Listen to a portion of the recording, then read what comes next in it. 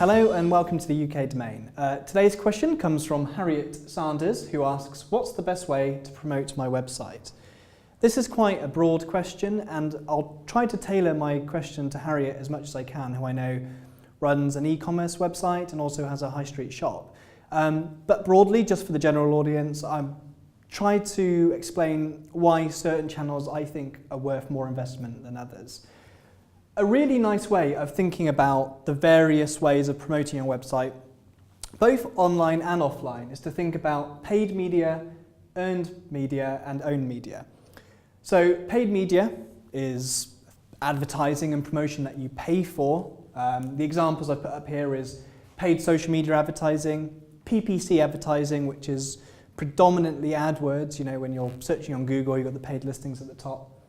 Display advertising, which is the banner ads that you see across the web on newspapers and magazines, for example. And I've put print here, and I'll kind of come back to that when I talk about it. Within owned media, these are channels and properties that are under your control completely. So your website is something that you own and you can control that, so that includes website content. I've put social media within owned media. Arguably, you could say that, well, you may run your Facebook page and you may own your Twitter account. But as we know with social media, some channels exist and 10 years later they decide to close. So it's not really owned media, but for the purpose of this conversation, we'll consider it as owned media. Email marketing, which really kind of crosses the boundary in between earned and owned, and I'll come back to that one, and earned media, so search engine optimization, PR activity, and also word of mouth or referrals.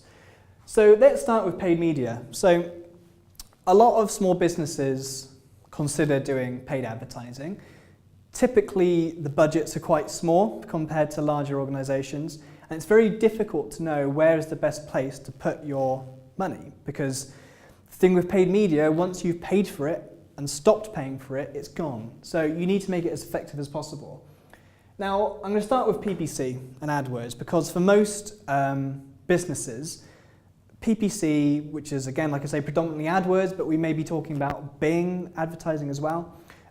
PPC is probably the most cost-effective and best converting paid media channel you can use.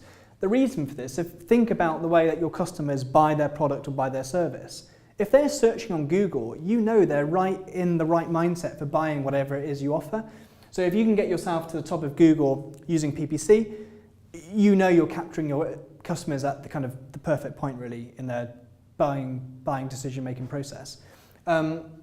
Paid social media advertising, this can be very good for promoting perhaps an event that you're running. Maybe you're running a promotion and you do a Facebook ad and you have a voucher code or something like that.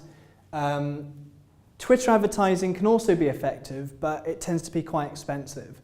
And because Twitter is a very different platform to Facebook, people are still a little bit skeptical of advertising on Twitter, but you may experiment, spend £100 or £200 just to give it a go. Display advertising, so we're talking about banner ads. The easiest way of running display advertising is using the Google Display Network. This is run using the same interface as AdWords. You can create some images, you could have still JPEGs, you could have an animated GIF, for example, as your advert. Again, it can be really hard to judge how to do display advertising well. Now, if you want to read up on this subject, and perhaps we'll return to the subject in a future video, but one of the easiest and perhaps most cost-effective ways of running display advertising is using something called remarketing. So remarketing is when someone visits your website, they leave, perhaps without making a purchase, and then you show them adverts elsewhere on the internet. So you've probably been to a shop where you've put stuff in your basket, you haven't checked out, and then that website will try to prompt you to go back and finish your purchase. That's what remarketing is, and you can use it in a variety of different ways. I put print on here because print is a type of paid media. Fewer and fewer people are doing print advertising. That's not to say it's completely ineffective, but bear in mind with print, unlike digital advertising, you can't really monitor if it's working. And if you've got a budget of a few £100, let's say, put your money into places where you can actually track the performance, and you can say £1 of paid advertising equals £2 of revenue.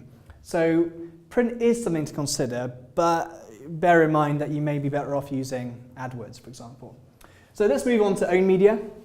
I'm going to start with website content. Your website, in terms of promotion, is the single most important platform that you have. And if you had to invest all of your time into your website, then I would do so, because the website is the single most important thing. What that website content is, well, it depends on the type of business you are, but obviously up-to-date store information about your products and about your services. But if you kind of want to take it to the next level, and also these two things are incredibly linked, because in order to get high organically in search engines, you need good website content. Think about your customer. Maybe draw out your customer, think about the kind of decision-making process. I mean, classically, the one easy way of thinking about this is a marketing funnel. If your customers are thinking about their purchase, then they're researching options, then they're considering where to buy it, and then they actually make their purchase. If you can think about which types of content would help them get further down the funnel, then you're using content marketing in a really kind of cost-effective and conversion-focused way. And you may just be writing blog posts. It could be updates about what's going on, new products. And actually, one of my favourite tactics, and we're doing it right here, is answer questions. If all you could do is maybe make an FAQ section and answer question after question of, what the things that your customers are likely to ask, that's really beneficial for search engine optimization. Also within owned media is social media.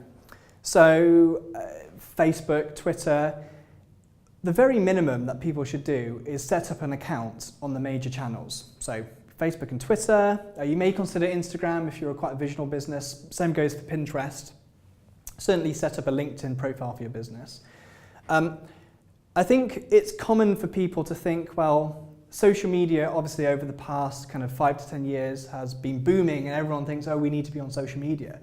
That's true to an extent, but what a lot of people think is that they should be investing a significant amount of their time on social media. That's not really true, because if you can work on your website content and do some PPC advertising, for example, if you invested your time and money into that, you'd see very immediate returns. Social media can take a lot of time, so I'm not saying don't use it, I'm just saying use your time wisely. And that just may be, seeing what's going on, giving the latest updates, latest products. You could do a bit of paid social media advertising. So yeah, don't neglect social media, but also don't feel like you need to be spending all of your time there, because using it from a personal level is very different from using it on a kind of business level. But having said all of that, I know people who run quite visual businesses, such as interior designers, who get clients calling them after seeing pictures on Instagram. So if you are a visual business, think about Instagram, for example, because if people can see the work that you're doing and interact with it, and visual information is very engaging, then that can be a really good lead generation tool. I'm going to jump down to email marketing. So email marketing is typically where you're sending emails to lists that you already you've built up. Maybe people have signed up to your newsletter. So you're not really promoting your website to new customers. You can use email marketing to reach new customers by sponsoring other people's emails. But if you just think about email marketing and building up your own list, email marketing is still one of the most effective channels to promote your website if you can build up a good list. So on your website, have a newsletter sign up. Give people a reason to sign up for it. Maybe if you sign up to our newsletter, we'll give you 20% off your first purchase, for example. That works in store too, because if you can get people to sign up to a newsletter in store by offering them 20% off on their current purchase, for example, that gives you a really effective way of promoting your products and services to an audience that's already engaged with you in the past. So email marketing is still really, really effective.